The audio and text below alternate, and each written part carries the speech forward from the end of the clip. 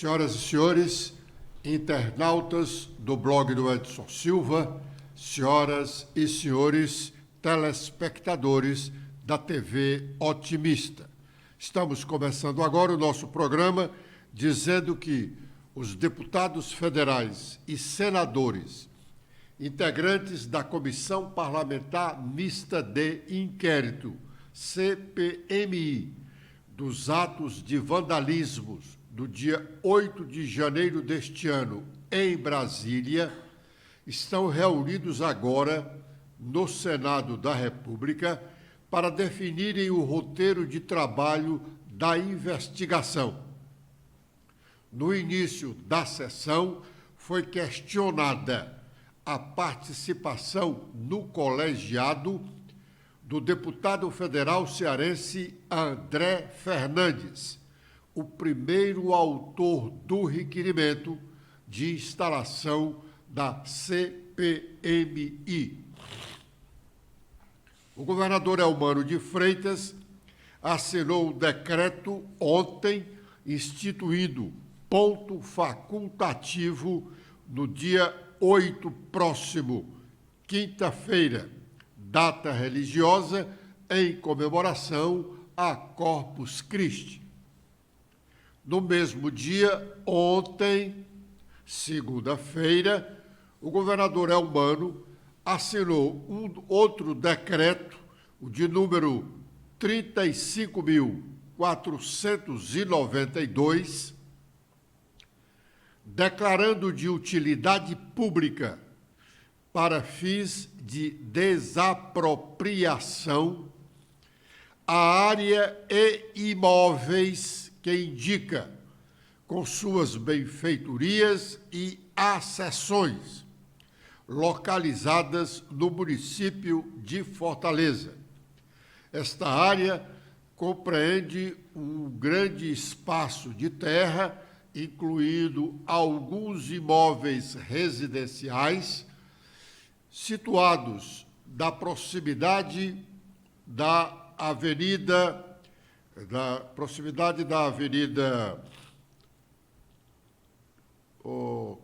como é o nome da avenida, rapaz? Está aqui, a Avenida Pontes Vieira. A memória quase que falha.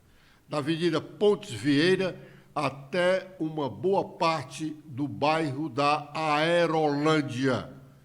É um bom espaço de terra onde deverá ser construída uma nova CEASA para distribuição de legumes e frutas de produção familiar.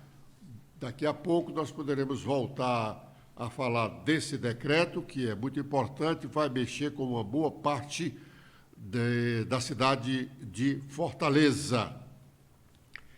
A questão gerada por uma melhor atuação da coordenação política do governo Lula motiva especulações sobre a mudança de ministros. O jornal O Estado de São Paulo, em sua edição de hoje, trata do tema. Stephanie. Olá, Edson. Olá, internautas do blog do Edson Silva. O Estadão destaca que o presidente Luiz Inácio Lula da Silva já havia prometido resolver os problemas na articulação política do governo com o Congresso no início de maio, mas só depois de ter passado por um sufoco na Câmara na semana passada, resolveu promover um ajornamento político. Foi justamente nessa toda a conversa entre Lula e o presidente da Câmara, Arthur Lira, do PP. O petista não pretende fazer uma ampla reforma ministerial, mas nos bastidores já admite a necessidade de mudanças pontuais na equipe que devem atingir principalmente o União Brasil. Mesmo assim, não dá prazo para as trocas. Lula não gostou de saber que o empresário Fernando Fialho, sogro do ministro das Comunicações, Juscelino Filho, tem usado o gabinete do genro para despachar. Como revelou o Estadão, o presidente já havia conversado com o líder do União Brasil na Câmara, Elmar Nascimento, na semana passada para reavaliar as indicações do partido na esplanada. A ação política do governo Lula vem sofrendo críticas já há algum tempo, mas parece que essa perspectiva de mudança de ministérios só aconteceu a partir do encontro reservado, fora da agenda, que teve o presidente Lula com o presidente da Câmara dos Deputados, Arthur Lira, no Palácio da Alvorada, residência oficial do presidente da República, em que foi discutida essa questão.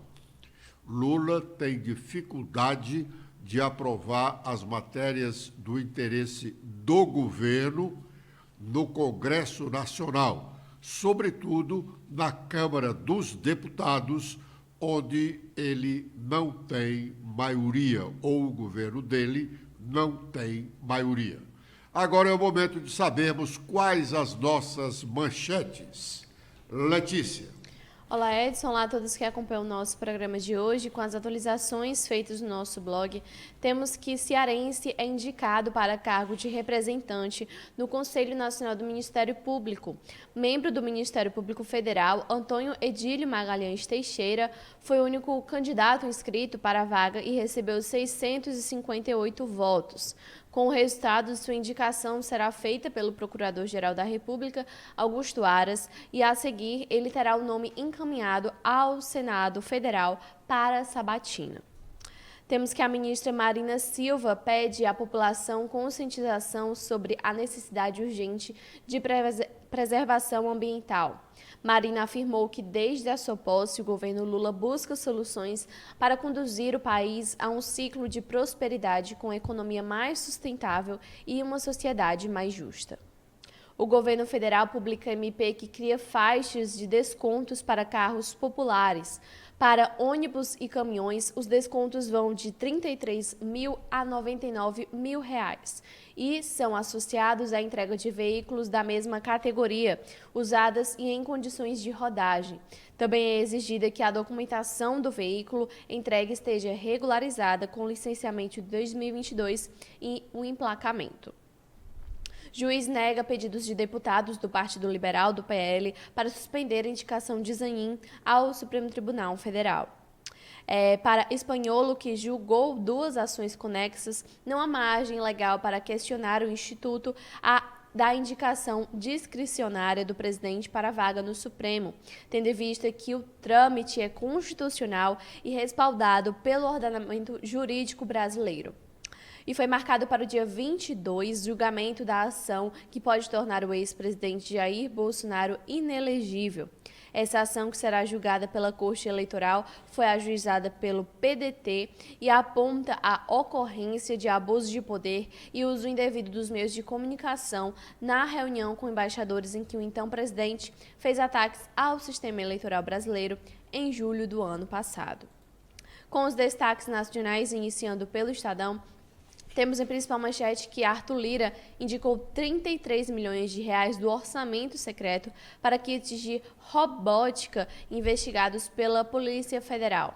O presidente da Câmara foi o autor da indicação de recursos do FNDE em pelo menos 9 cidades de Alagoas, investigadas pela PF, que mira ex-assessor de Arthur Lira.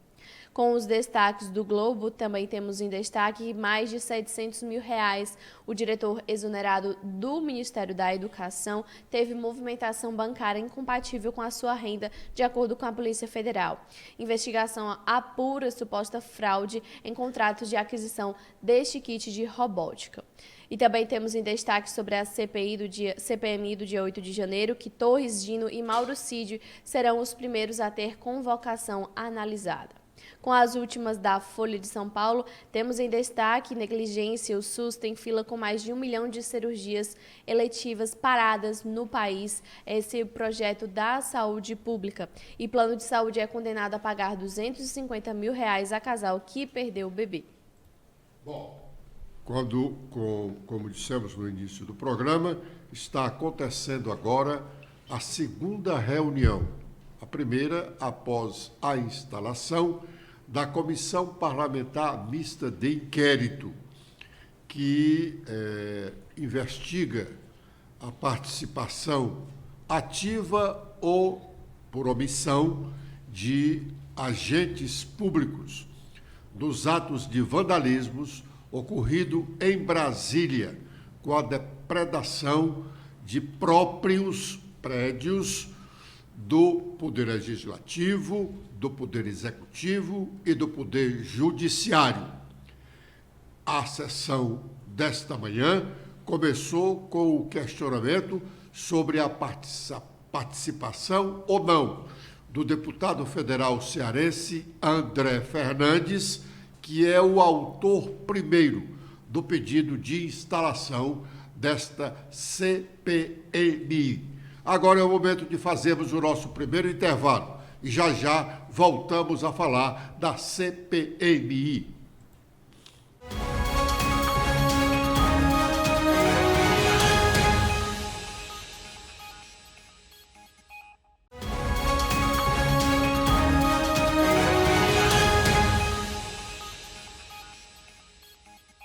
Bom, como dissemos, os trabalhos da segunda reunião, a primeira após a instalação da Comissão Parlamentar Mista de Inquérito, começou com uma questão de ordem, levantada pelo deputado federal Rogério Correia, do PT de Minas Gerais, pedindo a saída da comissão. A comissão é composta por 16 deputados e 16 senadores.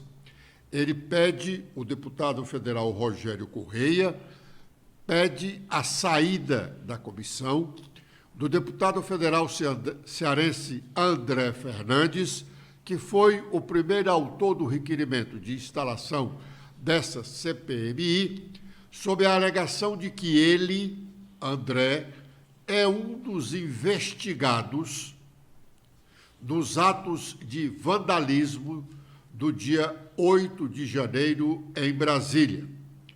O deputado Rogério Correia leu partes de um inquérito que investiga o deputado federal cearense por ordem do ministro Alexandre de Moraes, do Supremo Tribunal Federal, como um dos incentivadores daqueles atos de vandalismo. Vamos ouvir a argumentação do deputado Rogério Correia pedindo a saída de André Fernandes da CPMI. O ministro Alexandre Moraes teve a seguinte decisão. A conduta narrada, e ele vai narrar aqui os fatos cometidos pelo deputado André, considerado o contexto geral dos atos de 8 de janeiro, se amolda em tese aos crimes de terrorismo, associação criminosa, abolição violenta do Estado Democrático de Direito, golpe de Estado, ameaça, perseguição e incitação ao crime, esses últimos do Código Penal. Diante do exposto, determinam instauração de inquérito em face do deputado federal André Fernandes, bem como defiro as diligências requeridas e determina levantamento de sigilo e encaminha os autos à Polícia Federal. Pois bem, após essa decisão do Supremo Tribunal Federal, a análise foi remetida à Polícia Federal e o processo agora foi considerado pela Polícia Federal como indiciamento. Então, o deputado hoje não é apenas investigado, mas já indiciado pela Polícia Federal, e a Procuradoria-Geral da República vai decidir quanto ao oferecimento de denúncia criminal. Ou seja, é bem provável que o deputado passe a ser réu no processo daqui a pouco, mas já está indiciado. O inquérito que se refere é o inquérito 4919, e este é um inquérito referente ao deputado André Fernandes. Inclusive, eu estou requerendo, na parte, evidentemente, não sigilosa, todos os inquéritos que estão no Supremo Tribunal Federal. Um dos inquéritos diz respeito exatamente ao deputado André Fernandes. Ora, seria muito estranho mesmo, que dentro do escopo que o próprio deputado colocou em relação à CPMI, veja a finalidade que ele próprio colocou ao solicitar a instalação da CPI. Finalidade de investigar atos de ação e omissão ocorridos 8 de janeiro do corrente ano na sede dos 3 poderes em Brasília. E ocorre que o deputado que pediu a CPMI, no Supremo Tribunal Federal, vai apurar, está apurando a prática de incitação aos atos criminosos que resultaram na invasão dos prédios do Palácio do Planalto, do Congresso Nacional e do Supremo e na depredação do patrimônio público. Ou seja, precisamente os mesmos fatos a serem apurados pela Comissão Parlamentar Mista de Inquérito, cuja instalação decorreu do requerimento de sua lavra. Neste caso, o deputado André Fernandes estaria participando de uma investigação da qual ele é investigado, ou melhor, indiciado já por provas da Polícia Federal. Aqui há a narração de tudo aquilo que é considerado o que ele fez em relação a esses atos de incitamento, etc., incitação, como eu coloquei na leitura do despacho do ministro Alexandre Moraes. Então, neste caso, presidente, nós estamos, evidentemente, eu termino aqui, solicitando que ele seja substituído, retirado da CPMI, substituído por outro membro. Não há aqui nenhuma relação com a opinião política do deputado, tanto que o seu partido indicará um outro, mas, evidentemente, não pode ele, sendo investigado neste caso e já indiciado pela Polícia Federal, possa fazer parte do inquérito. Seria como a raposa tomando conta do galinheiro. Bom, a defesa do deputado cearense André Fernandes foi feita pelo deputado federal Felipe Barros, do PL, o mesmo partido de André Fernandes, e Felipe Barros é do Paraná. Ele contradita a argumentação do deputado Rogério Correia. Vamos ouvi-lo. Convém lembrarmos apenas que essa é uma questão de ordem já vencida inúmeras vezes, em outras ocasiões, de outras CPIs, tanto da Câmara quanto do Senado, e também de CPIs mistas.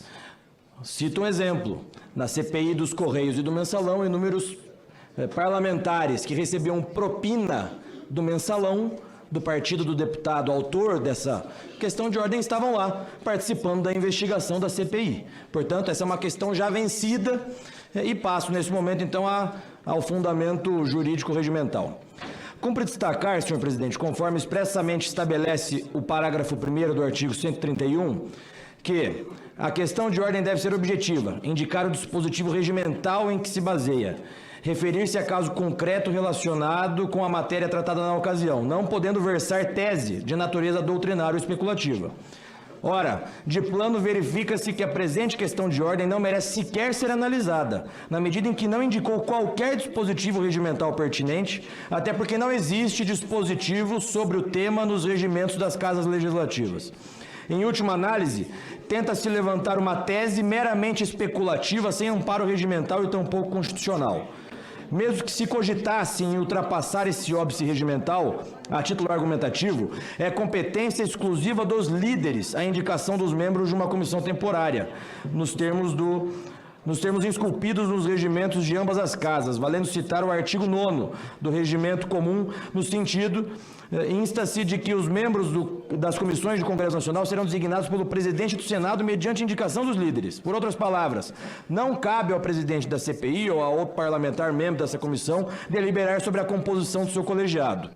Nesse sentido, por analogia, o TRF-1, na CPI da Covid, CPI recente, cassando liminar que proibia a indicação do senador Renan Calheiros para a relatoria à época, assentou que, nos termos do artigo 89 do Regimento Interno do Senado Federal, compete ao presidente das comissões designar na comissão relatores para as matérias, cuja prerrogativa se traduz no pleno exercício das prerrogativas parlamentares, observando a proporção das representações partidárias nela existentes. Com efeito, segundo o princípio da separação dos poderes consagrado no artigo 2º da nossa Constituição, são poderes da União independentes e harmônicos entre si, legislativo, executivo e judiciário. Nesse passo, não há suspeição para parlamentares em uma CPI, uma vez que as regras do direito processual não se aplicam a tais procedimentos, Segundo manifestação do Procurador-Geral da República acerca do tema, dado o caráter eminentemente político da atividade parlamentar, ora examinada, a elas são aplicáveis as regras de suspeição previstas no direito processual comum. Não bastasse, não é demais lembrar que os membros desse colegiado não julgam, não havendo assim que se falar em aplicação de sanções ou penalidades. Insta a consignar, portanto, que a CPMI não tem poder de julgar, não detém competência para punir investigados. A CPMI tampouco processa, porquanto tem a função primordial de investigar fatos determinados. Não pode, por exemplo, determinar medidas como prisões provisórias, indisponibilidade de bens, arresto e sequestro. Também não pode expedir mandado de busca e apreensão em domicílios. Seria, assim, um precedente esdrúxulo e muito perigoso que se abriria para o parlamento categorizar os parlamentares em níveis diferentes. Uns que podem, a partir de agora, participar de uma dada comissão temporária e outros que não podem participar, utilizando-se, pasmem, de uma análise subjetiva por qualquer pessoa que seja acerca de suspeição ou suposta suspeição de um deputado ou de um senador. Por isso, senhor presidente, peço que Vossa Excelência não conheça dessa questão de ordem ou, caso conheça, que julgue improcedente a questão de ordem, uma vez que é matéria vencida em inúmeras outras ocasiões em comissões parlamentares de inquérito. Presidente da Comissão Parlamentar Mista de Inquérito, o deputado federal Arthur Maia, depois de ouvir a acusação e a defesa, decidiu. Mas isso nós vamos saber já já, depois do nosso segundo intervalo.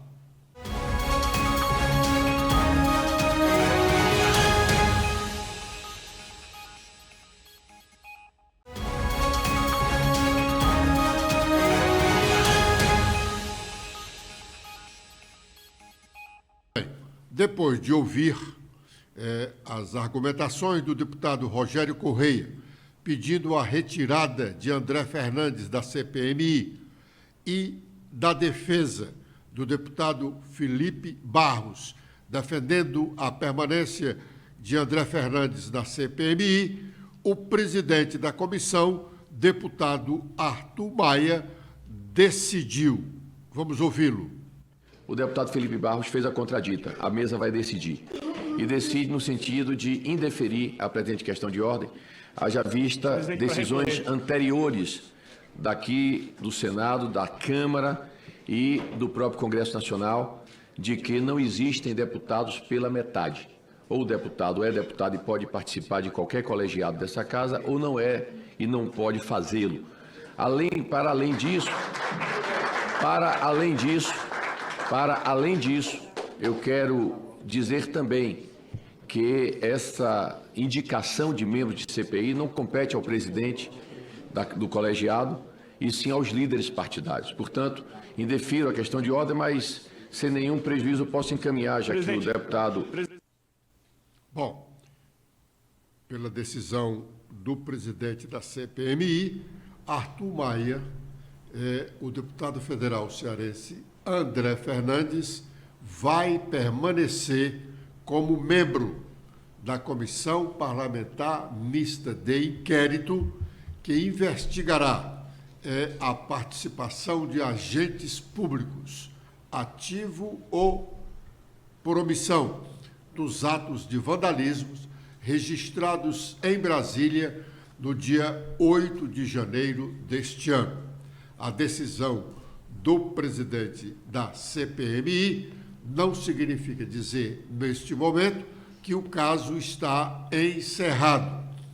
A participação do deputado federal André Fernandes nessa CPMI ainda será questionado junto ao presidente do Congresso Nacional, Rodrigo Pacheco, e provavelmente, pelos ânimos da CPMI, essa questão pode ser levada, inclusive, ao Judiciário.